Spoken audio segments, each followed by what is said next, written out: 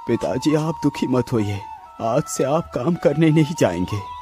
लेकिन बेटा, यदि मैं काम नहीं करूँगा तो हमारा घर कैसे चलेगा? पिताजी आज से मैं काम करूँगा। लेकिन बेटा, तुम काम क्या करोगे? आसपास तो यहाँ पर कोई काम नहीं है। पिताजी मैं किसी दूसरे नगर में जाता हूँ, हो सकता है वहाँ पर कोई काम मिल जाए। अच्छा ठीक है पिताजी, अब मैं चलता हूँ। इतना कहकर रमेश एक पोटली में खाना बांधकर जंगल की तरफ निकल पड़ता है। रमेश के चेहरे पर एक नीले रंग का चिन्ह था। रमेश चलते चलते एक जंगल से गुजरता है। तभी उसकी नज़र एक भैंस पर पड़ती है। जो भैंस एक दलदल के अंदर फंसी होती है। वह भैंस गर्भ से थी, इसकी वजह से वह बाहर नहीं निकल पा रही थी। अरे राम राम राम राम, ये बेचारी भैंस तो इस दलदल के अंदर फंस गई है। चलो इसे बाहर निकाल देता हूँ। इतना सोचकर रमेश भैंस को दलदल से बाहर निकालने के लिए आगे बढ़ता है। अरे भैंस तो काफी अंदर फंसी हुई है, क्या करूं? कैसे निकालूं इस भैंस को? हाँ ये ठीक रहेगा। अरे भैंस, तुम इस डंडे को अपने मुंह से पकड़ लो, मैं तुम्हें बाहर खींच लेता हूँ। इतना सुनते ही भैंस जल्दी से उस डंडे को अपने मुंह से पकड़ लेती है। रमेश तुरंत ही उस भैंस को दलदल से बाहर खींच लेता है। मेरी जान बचाने के लिए आपका बहुत बहुत धन्यवाद। भैंस की आवाज सुनकर रमेश अपने रास्ते चला जाता है। बाद वह भैंस भी अपने रास्ते चली जाती है।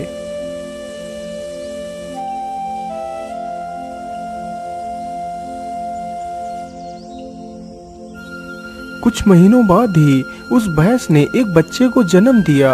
वह बच्चा जब भी दूसरे बच्चों के पास खेलने के लिए जाता है तो वह सारे बच्चे उसे अपने साथ खेलने नहीं देते हैं। अरे जाजा, तू हमारे साथ नहीं खेल सकता क्योंकि तू एक इंसान का बच्चा है। चल भाग यहाँ से, नहीं तो हम तुझे मार डालेंगे। उन लोगों की यह बात सुनकर बच्चा बड़ा ही दुखी होता है। उसके बाद वह अपनी माता के पास जाता है और सारी कहानी अपनी माता को बताता है।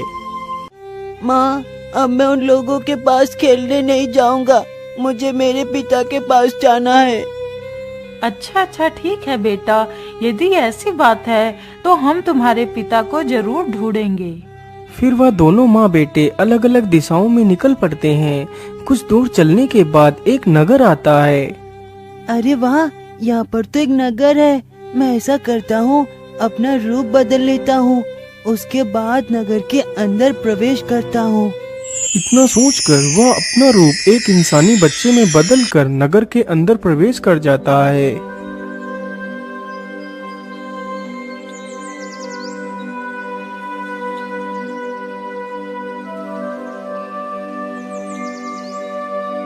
उसे नगर में घूमते घूमते सुबह से शाम हो जाती है, लेकिन वह अपने पिता को ढूंढ नहीं पाता है।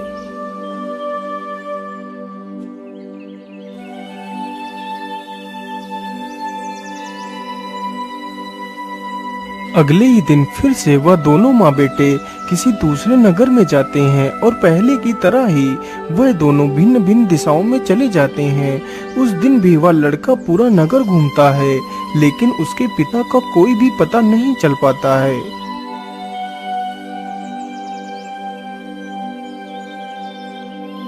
हे भगवान, इतने दिनों से मैं अपने पिता को ढूंढ रहा हूँ, लेकिन मेरे पिता का कोई पता नहीं है।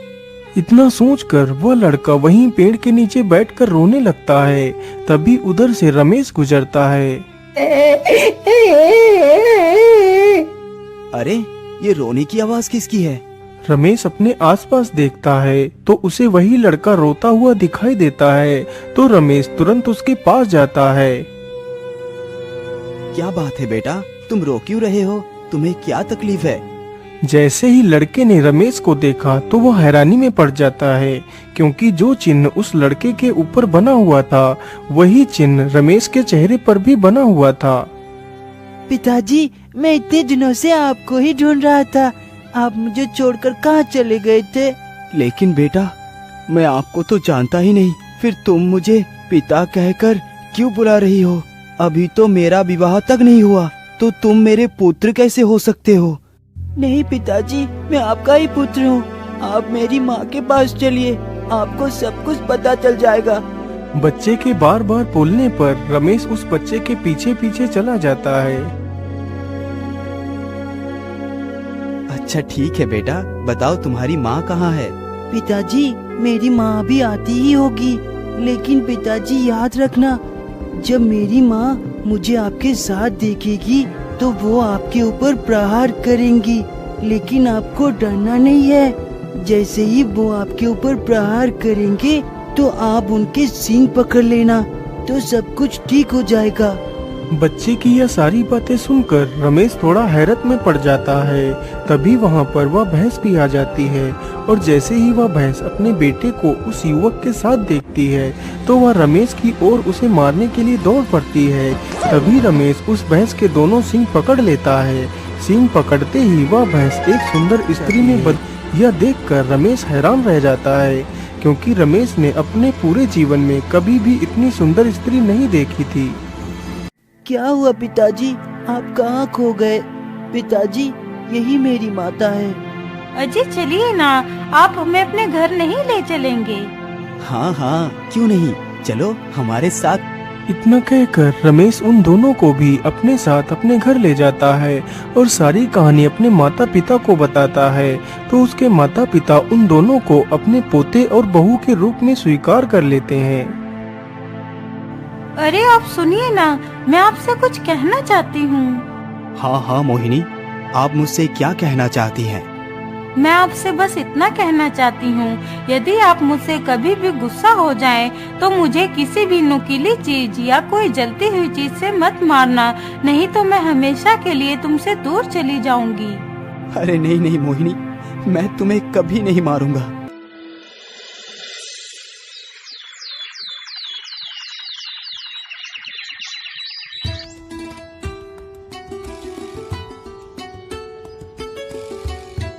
बेटा, अब तो तेरी घर बस गई है।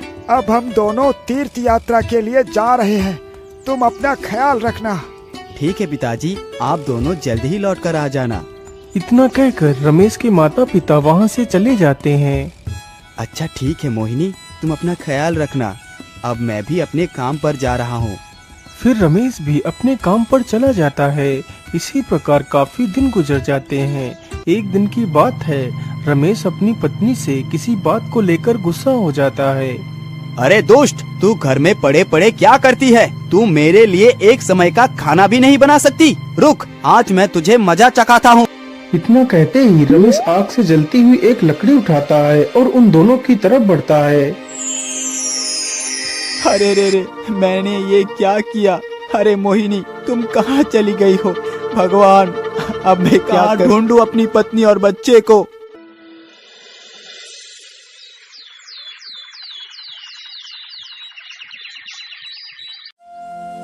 सुबह होते ही रमेश के माता पिता भी तीर्थ यात्रा से वापस आ जाते हैं।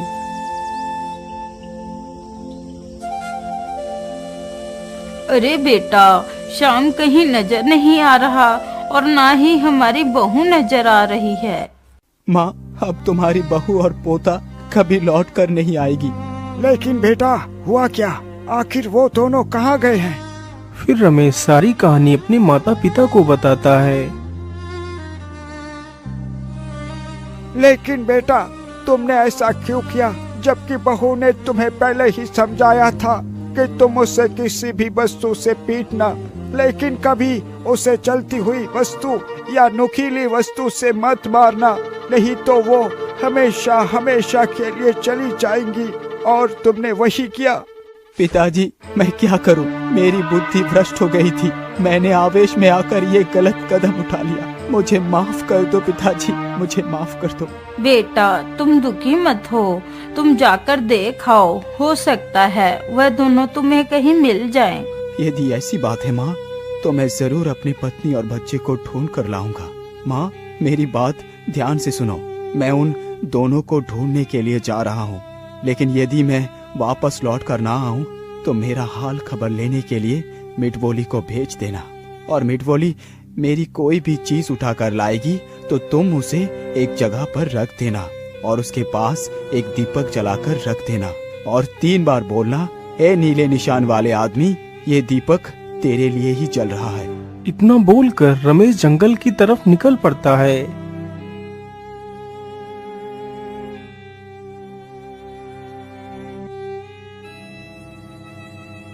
पता नहीं वो दोनों कहाँ चले गए हैं। भगवान, मुझे उन दोनों से मिला दे। तभी रमेश ने देखा एक भैंसों का झुंड घास चर रहा है। उस झुंड के कुछ दूर पर ही एक भैंस और उसका बच्चा खड़े हुए हैं। मुझे लगता है ये दोनों ही मेरे पत्नी और पुत्र हैं। चलो उनके पास चलता हूँ। इतना सोचकर रमेश जल्दी से उन दोनों के करीब जाता है। श्याम, मेरे बेटे, देखो मैं तुम्हें लेने के लिए आ गया हूँ। अपने पिता को वहाँ पर देखकर वह बच्चा बड़ा ही खुश हो जाता है। मोहिनी, मुझे माफ कर दो, मैंने तुम्हें मारने की कोशिश की। चलो मेरे साथ घर वापस चलो। नहीं जी, मैं अब तुम्हारे साथ नहीं चल सकती। लेकिन तुम मेरे साथ अब वापस क्यों नहीं चल सकती?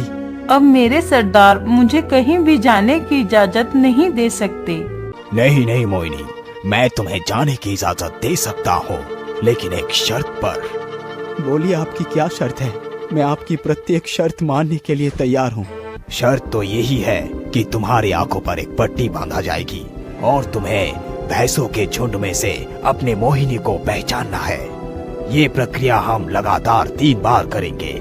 यदि तुमने 3 बार अपनी पत्नी को ही पहचान लिया तो तुम हमेशा के लिए अपनी पत्नी और बच्चे को ले जा सकते हो, और यदि नहीं पहचान पाए तो तुम्हें इन्हीं भैंसों के झुंड से कुचला दिया जाएगा।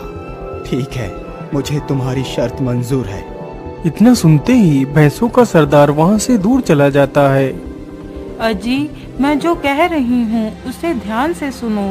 पहली बार जब तुम मुझे पहचानोगे तो मैं अपनी एक टांग उठा लूंगी, तो तुम समझ जाना कि वो मैं हूँ। और दूसरी बार मैं अपने सिर को 2 बार हिलाऊंगी, और तीसरी बार मैं अपने कान को 3 बार हिलाऊंगी, तो तुम समझ जाना कि वह मैं हूँ। सारी भैंसें झुंड बनाकर खड़ी हो जाती हैं और रमेश की आंखों पर एक कपड़े की जाती है। प्रतियोगिता शुरू की जाए। इतना सुनकर रमेश अपनी पत्नी को पहचानने के लिए आगे बढ़ता है। रमेश वैसा ही करता है जैसा उसकी पत्नी ने बताया था। रमेश सारी भैंसों के पैर छूता है। वह भैंसों के पैर छूते छूते अपनी पत्नी के पास पहुंच जाता है। रमेश जैसे ही अपनी पत्नी के पैर को हाथ लगाता है तो उसकी पत्नी अपने पैर को ऊपर उठा लेती है। रमेश अपनी पत्नी के इशारे को समझ गया। सरदार, यही मेरी पत्नी है। अच्छा ठीक है, अब तुम्हें 2 बार और अपनी पत्नी को पहचानना है। सभी लोग अपना अपना स्थान बदल दो। सरदार का आदेश होते ही सारी भैंसें अपना अपना स्थान बदल देती हैं। रमेश फिर से अपनी पत्नी को पहचानने के लिए सारी भैंसों को सिर को छूने लगता है। छूते छूते वह जल्दी ही अपनी पत्नी के पास भी पहुंच जाता है। जैसे ही रमेश उसके सिर को छूता है तो वह अपने सिर को 2 बार हिला देती है। सरदार, ये ही मेरी पत्नी है। बहुत बढ़िया, अब तुम्हें अंतिम बार और अपनी पत्नी को पहचानना है। इस बार फिर से सारी भैंसों ने अपने अपने स्थान को बदल लिया। रमेश फिर से अपनी पत्नी को पहचानने के लिए सारी भैंसों के कानों को छूने लगता है। रमेश ने मुश्किल से 2-4 भैंसों के कान ही छू पाए थे। तभी एक मधुमक्खी उड़ती हुई आती है और भैंस के कान पर बैठ जाती है, तो उस भैंस ने अपना कान हिला दिया। रमेश को लगा कि यही उसकी पत्नी है। सरदार, ये ही मेरी पत्नी है। इस बार तुम्हारा जवाब एकदम गलत है। अरे आओ भैंसों के झुंड, इस दुष्ट को अपने पैरों तले रौंद दो। सरदार का आदेश होते ही सारी भैंसें रमेश को अपने पैरों तले रौंद कर मार देती हैं और वहां से चली जाती हैं।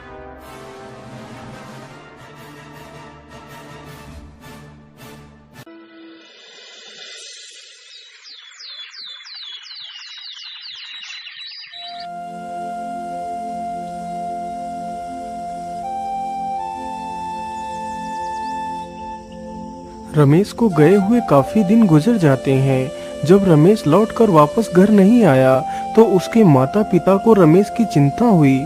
अरे भाग्यवान, रमेश को तो गए हुए काफी दिन हो गए हैं, लेकिन अभी तक उसका कोई पता नहीं है।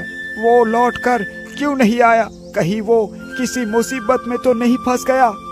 हाँ जी, आप एकदम ठीक कहते हैं। हमारा बेटा जरूर किसी मुसीबत में फंस गया होगा। अरे मिठ बोली, तुम जाओ और रमेश का पता लगा कर आओ। यदि रमेश की कोई वस्तु भी मिल जाए तो उसे हमारे पास ले आना। इतना सुनकर मिठबोली चिड़िया वहाँ से निकल पड़ती है।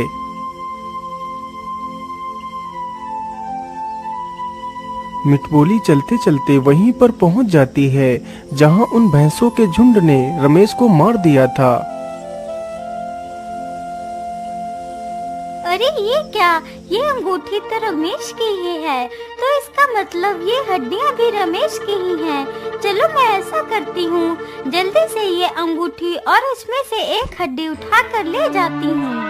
इतना सोचकर मिठबोली जल्दी से उस अंगूठी और एक हड्डी को उठाकर अपने चोंच में दबाती है और वहां से उड़ चलती है और जल्दी ही वह अपने घर वापस लौट आती है। हड्डी और अंगूठी को देखकर रमेश की माता बहुत दुखी हो जाती है। भाग्यवान, ये समय आंसू बहाने का नहीं है।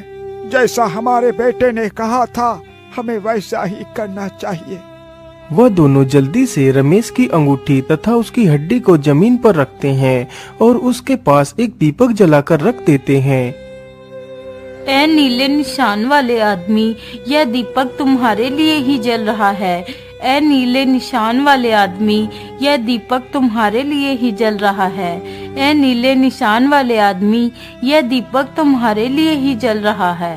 इतना बोलते ही रमेश फिर से जीवित होकर खड़ा हो जाता है।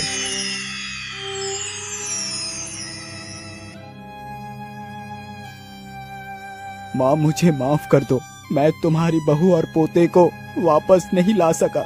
मुझे माफ कर दो माँ, मुझे माफ कर दो। कोई बात नहीं बेटा, तुम वापस आ गए। इससे ज्यादा खुशी की बात मेरे लिए क्या हो सकती है।